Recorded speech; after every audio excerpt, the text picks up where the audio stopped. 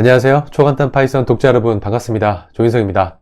드디어 마지막 파트 12에 도착한 여러분 진심으로 축하드립니다. 이번 파트까지 배운 내용들 잘 한번 돌이켜 보시면 파이썬 프로그램을 시작하기 위해서 또 여러분들이 파이썬을 가지고 다양하게 활용하기 위해서 필요한 기초적인 문법들은 모두 익히셨다고 보셔도 과언이 아닐 거고요. 배우신 내용 토대로 여러 가지 프로젝트 같은 것들을 수행할 수 있는 능력이 생겼다고 생각하시면 되겠습니다. 이번 시간에는 데이터 분석 프로젝트를 아주 가볍게 해볼 텐데요. 그래서 이번 시간에는 일단 파트 12 데이터 분석 프로젝트의 첫 번째 시간으로 데이터 분석이라는 것 잠깐 한번 짚고 넘어갈 거고요. 데이터 분석을 하기 위해서 지난 시간에 설치했던 세 가지 모듈이 있었습니다. 무엇인지 기억나시나요? numpy, pandas, 그리고 matplotlib입니다. 이 세 개 라이브러리가 어떤 용도로 사용되는지 다시 한번 짚고 넘어갈 것이고, 레슨 3에서는 이번 시간 통해서 사용할 데이터를 다운로드 받을 겁니다.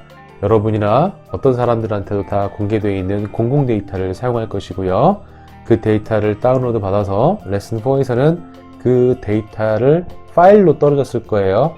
파일로 다운로드 된 그 파일을 어떻게 파이썬으로 읽어올 수 있는지 거기까지 한번 저랑 같이 실습하면서 진행해 보도록 하겠습니다. 자, 학습 목표, 주요 용어, 학습 시간 등은 책의 내용 확인해 보시기 바랍니다. 자, 내용이 다른 파트 때보다 좀 더 많이 있어요. 근데 많다고 해서 어려운 건 아니니까 한 줄 한 줄 곱씹어서 읽어보시기 바랍니다. 모든 단어들에 대한 자세한 설명은 뒤에서 설명드리도록 하겠습니다. 자, 그럼 다음 장으로 넘어가 보도록 하겠습니다. 자, 레슨 1 데이터 분석이란입니다. 데이터 분석에 대한 아주 개략적인 어떤 내용들을 제가 담아 보았는데요. 여러분들이 생각하는 데이터 분석은 어떤 것인지 한번 생각해 보시면 좋겠습니다. 데이터 분석이라는 것은 어떤 도메인에 대한 문제를 먼저 이해를 하고 내가 이 문제에 대해서 명확한 데이터 기반의 어떤 통찰을 이끌어내기 위해서 그 데이터를 수집을 하고요. 보통 데이터를 수집을 하면 거기에 뭐 노이즈 데이터라든지 쓰레기 데이터, 가비지 데이터라든지 어떤 데이터는 좀 보정을 할 필요도 있고 이런 전반적인 전처리 작업들이 필요합니다. 가공한다고도 할 수 있고요. 정제한다고도 할 수 있죠. 그렇게 정제하고 필터링한 데이터는 여러 가지 용도로 사용할 수가 있는데 일반적인 데이터 분석 같은 경우는 그 데이터를 바로 시각화를 해서 이런 데이터들을 보니까 이런 인사이트가 있구나 이런 식으로 통찰을 끌어내서 어떤 비즈니스에 대한 결정을 한다거나 그 데이터를 기반으로 다시 데이터를 모아서 분석을 하는 사이클로 돌아갈 수도 있고요. 자, 요즘 굉장히 많이 여기저기서 화두가 되는 인공지능이라든지 머신러닝, 딥러닝 이런 기술들이 있죠. 이 정제된 데이터를 가지고 학습 모델이라는 걸 만들어서 컴퓨터가 학습을 하는 거죠. 요즘에 가장 흔하게 얘기하는 것 중에 하나가 이미지 분석에서 고양이와 개를 비교하는 것이 있죠. 고양이와 개는 사람이 직접 봤을 때는 굉장히 쉽게 구분할 수 있지만 컴퓨터 입장에서 이미지를 읽어서 분석하는 데는 굉장히 많은 기술이 필요합니다. 예전에는 사용하지 못했던 그런 알고리즘들이 근래에 와가지고 굉장히 많이 활용되고 심지어는 우리가 들고 있는 스마트폰으로도 굉장히 다양한 어프로치를 할 수 있는 게 현실입니다. 자, 이렇듯 데이터 분석은 우리 일상생활에 굉장히 깊게 들어와 있는데요. 한 가지 예시를 좀 드려보려고 제가 서울특별시의 올빼미 버섯 노선도를 한번 가져와 봤는데 이때 당시에 이 노선을 선정하게 된 이야기가 굉장히 흥미롭습니다. 어떻게 노선을 선정했냐면 정규 버스가 운행하지 않는 심야 시간에 스마트폰을 가지고 있는 사람들 데이터를 추적을 해서 그 사람들의 집 주소와 스마트폰의 위치를 서로 비교해서 집 위치에서 좀 멀리 떨어져 있는 스마트폰의 개수를 집계를 한 거죠. 그래서 이 시간에 사람들이 어느 곳에 많이 몰려 있구나 라는 것을 뽑아냈다고 합니다. 그래서 노선도도 결정을 했고요. 또 역으로 노선을 이미 선정을 했는데 막상 데이터를 비교해 보니 그 몇 개 정류장에는 사람이 거의 없는 스마트폰의 그 데이터로서는 거의 사람이 없는 곳이었어요. 그렇다 보니까 오히려 범죄 같은 것들이 일어날 수 있는 가능성이 있어서 노선을 변경한 사례도 있다고 합니다. 그래서 잠재적인 범죄에 노출되는 것도 막을 수 있었다고 하네요. 또 뭐 책에는 얘기를 하지 않았지만은 예전에 그 조류 인플루엔자 같은 것들 분석을 할 때 전국적으로 바이러스가 퍼지고 있는 것들을 어떻게 파악을 했는지 비교해보면 굉장히 재밌는데요. 그때 당시에 방역을 하러 간 그 트럭, 그 차들이 있죠. 그 차가 운행한 그 데이터하고 조류 인플루엔자가 그 농가에 확산되는 그 날짜들을 비교해 보니까 그 방역 트럭이 도착한 날을 기점으로 얼마 되지 않아서 조류 인플루엔자가 발생하는 것을 확인한 사례도 있었다고 합니다. 즉 방역을 하러 간 차가 오히려 바이러스를 전파하고 있었던 그런 사례인 거죠. 그래서 이렇게 굉장히 다양한 방식으로 데이터 분석 활용할 수 있을 거고요. 그리고 제가 이 쓴 책이 그런 데이터 분석을 하시는 분들을 위해서 좀 최적화되어 있다고 말씀드리고 싶네요. 자, 레슨 2로 넘어가겠습니다. 데이터 분석 모듈 소개를 해드리는 시간입니다. 자, 지난 시간에 넘파이, 판다스, 매트플라립을 설치를 한 다음에 아이들과 또 주피터 노트북으로 실행했던 거 기억나시죠? 굉장히 단순한 명령을 몇 줄만 가지고도 데이터셋에 있는 데이터를 시각화하는데 굉장히 용이했던 것 기억하실 겁니다. 자, 첫 번째로 살펴볼 라이브러리는 바로 넘파이입니다. 넘파이 같은 경우는 데이터 분석의 기초 패키지를 제공하는 아주 훌륭한 라이브러리라고 보시면 되는데요. 데이터 분석 라이브러리들이 대부분 다 넘파이 라이브러리들을 활용하고 있고요. 그 기반으로 또 다른 기능들을 추가해서 모듈들을 배포하고 있습니다. 지금 여기 보시면 이게 넘파이 사이트예요. numpy.org에 가보시면은 넘파이에 대한 설명들이 이렇게 나와 있죠.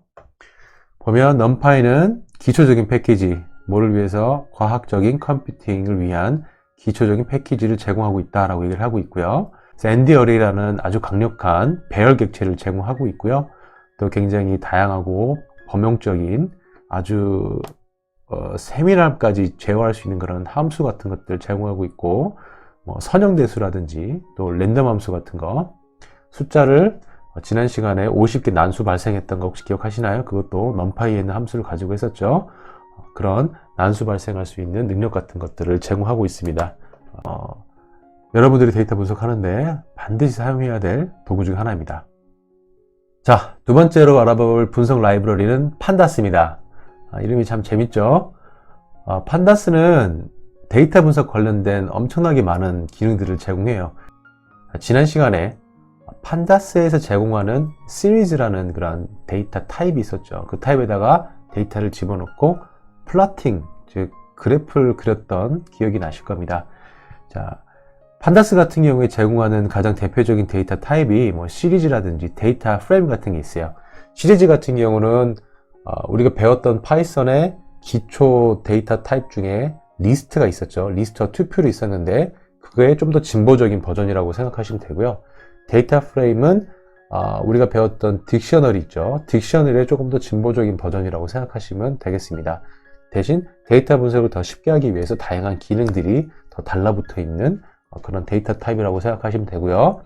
파이썬에 기본적으로 제공하는 파일 기능보다, 파일을 제어하는 기능보다 훨씬 더 쉽게 아주 다양한 방법으로 데이터를 수집할 수가 있습니다. 읽을 수가 있어요. 그래서 그런 것들을 판다스 통해서 할 거고요. 이 오른쪽에 있는 게 판다스의 홈페이지입니다.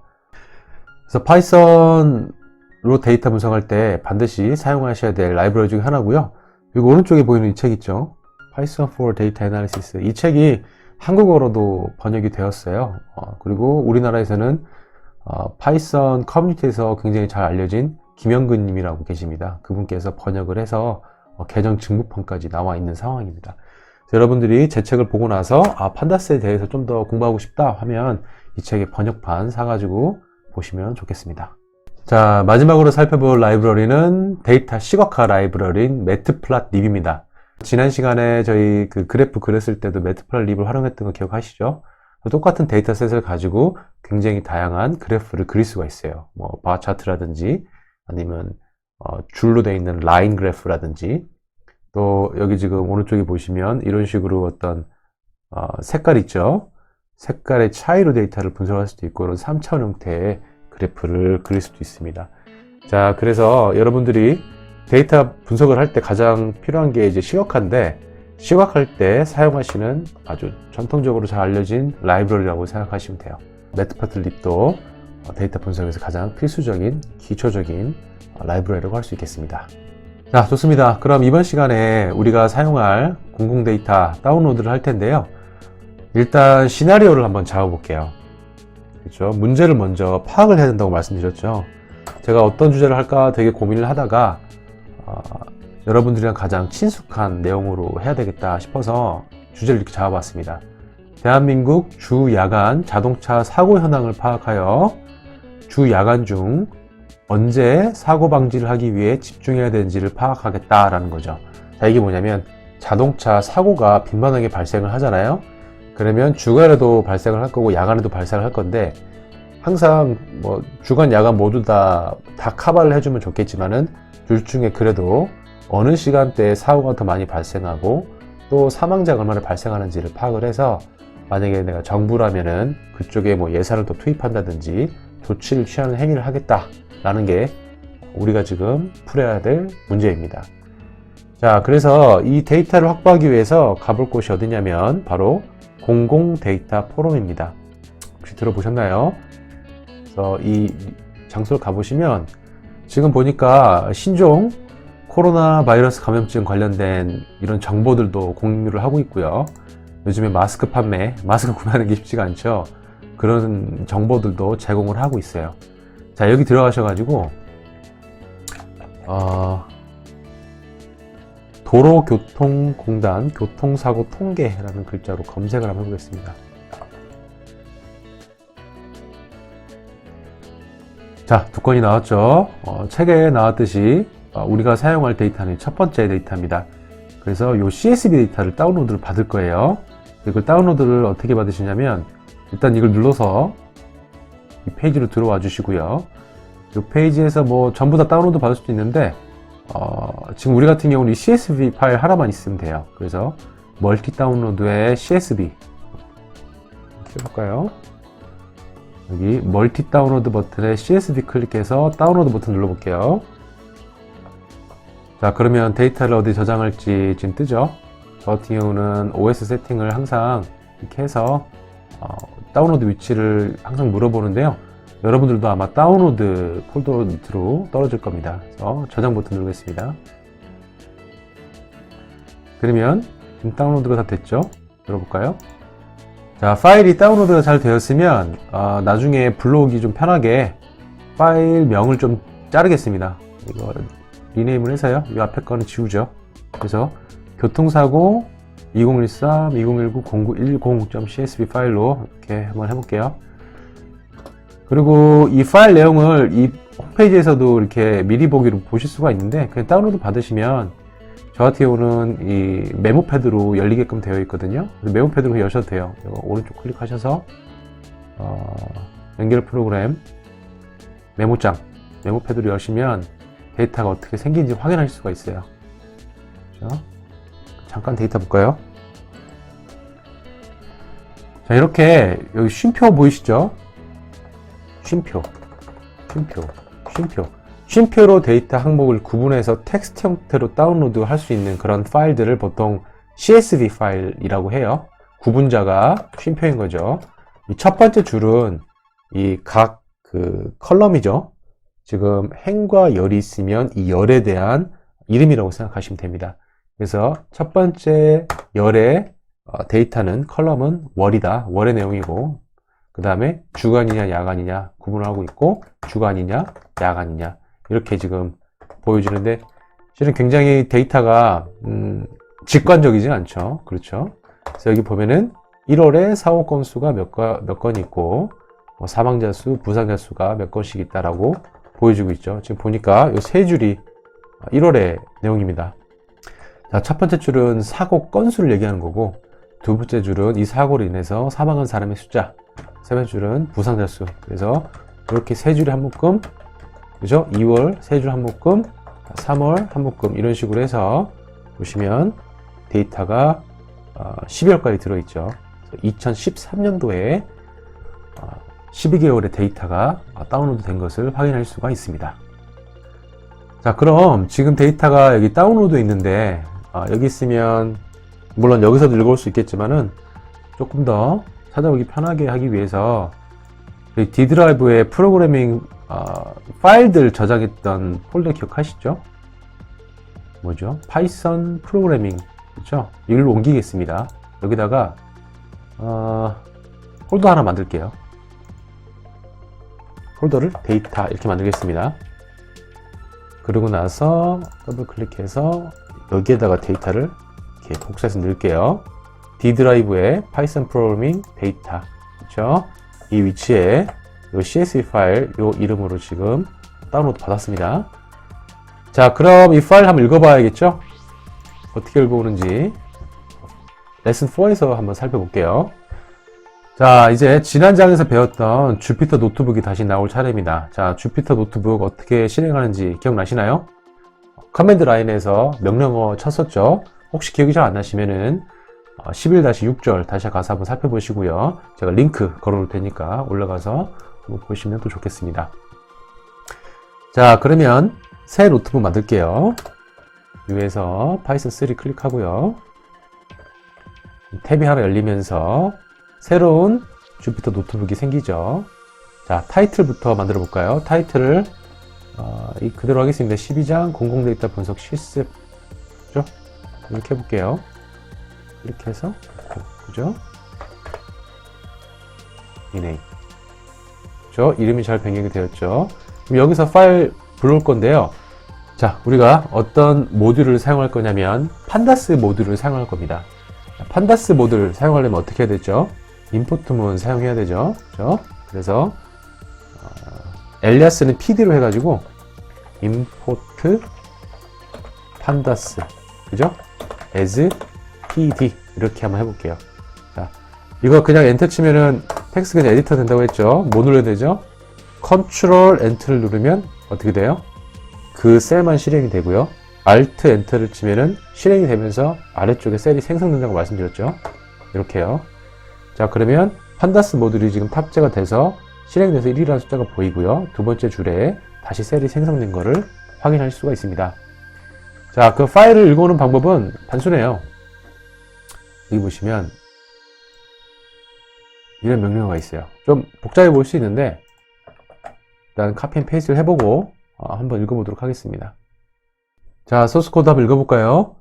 데이터라는 변수가 있죠. 데이터라는 변수를 하나 만들어서 자, 이 LSPD를 통해서 여기 보면 판다스 모듈을 가지고 왔죠. 그리고 점 통해서 내장 메소드를 호출하고 있습니다.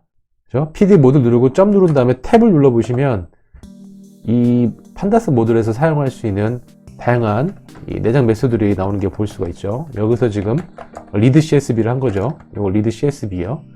메소드 보니까 CSV 파일이라든지 클립보드, 여러분들 카피 앤 페이스트 할 때 카피하면 저장되는 곳이 클립보드죠.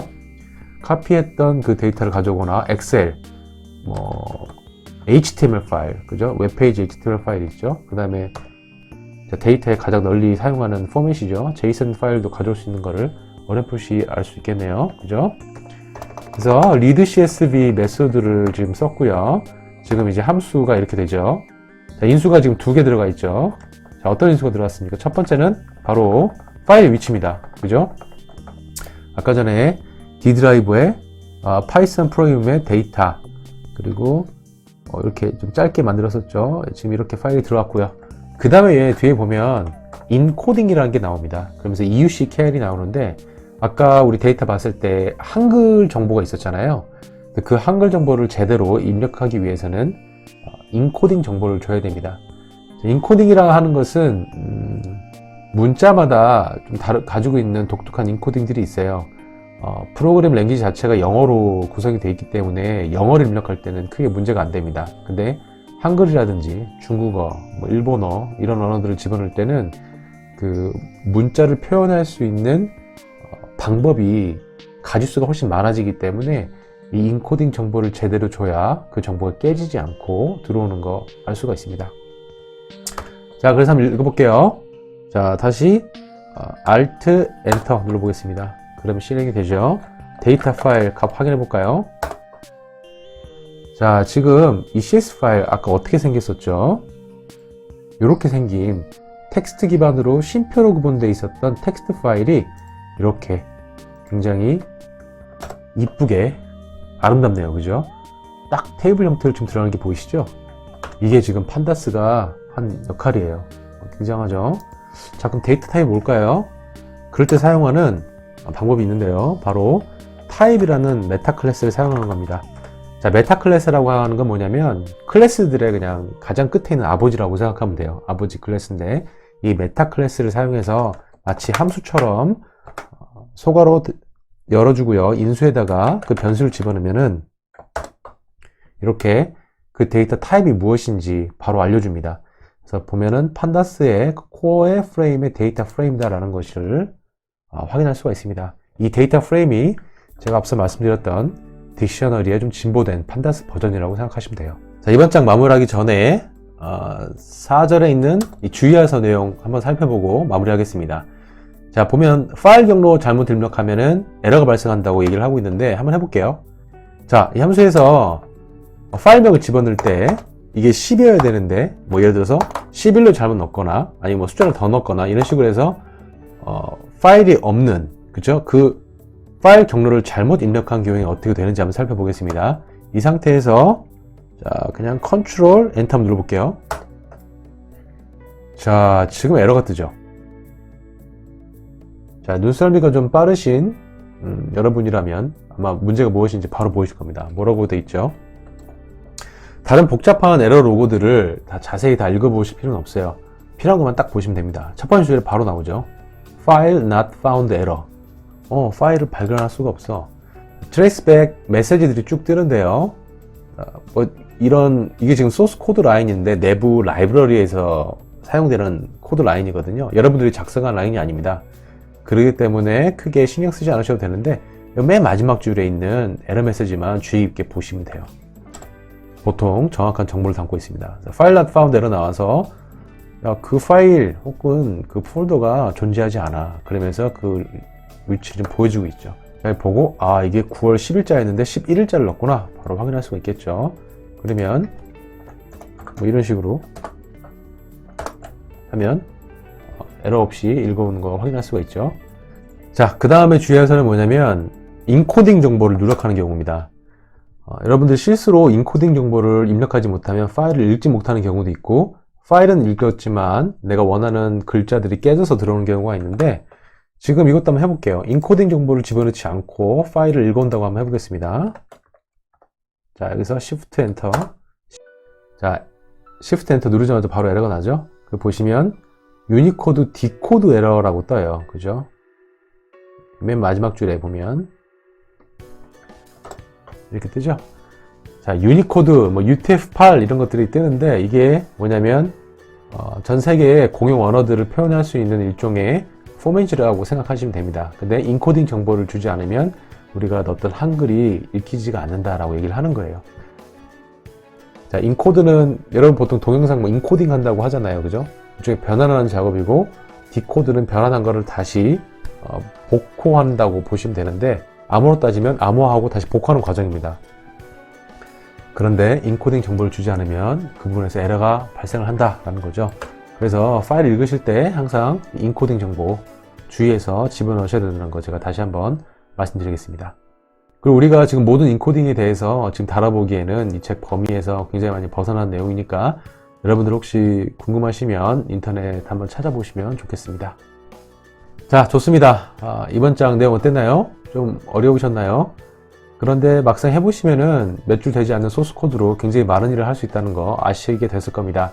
이번 장에서 데이터 분석에 대한 개념 간단하게 살펴보았고요.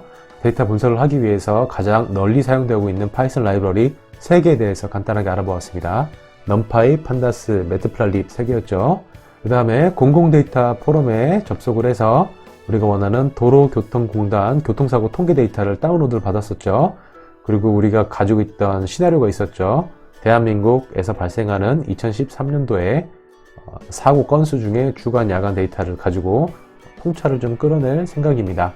그리고 그렇게 다운로드 받은 파일을 판다스의 리드 CSV 메소드로 불러오는 것까지 해보았습니다. 그리고 데이터를 불러올 때는 파일 경로 주의해서 넣어야 되고요. 인코딩 정보도 반드시 넣어야 된다고 말씀드렸습니다. 자, 이제 데이터를 불러오는 작업까지는 끝났어요. 다음 시간에는 그 데이터를 정제할 거예요. 정제를 하고 가공을 좀 한 다음에 시각화를 해서 어떤 데이터 통찰을 이끌어낼 수 있는지 한번 살펴보겠습니다. 재밌지 않겠습니까? 그럼 다음 시간에 뵙겠습니다. 제 다음 강의 업데이트 바로 받으시려면 제 채널 구독 눌러주시고요. 모든 날면 허용 체크해 주시기 바랍니다. 그럼 다음 시간에 뵙겠습니다. 고맙습니다.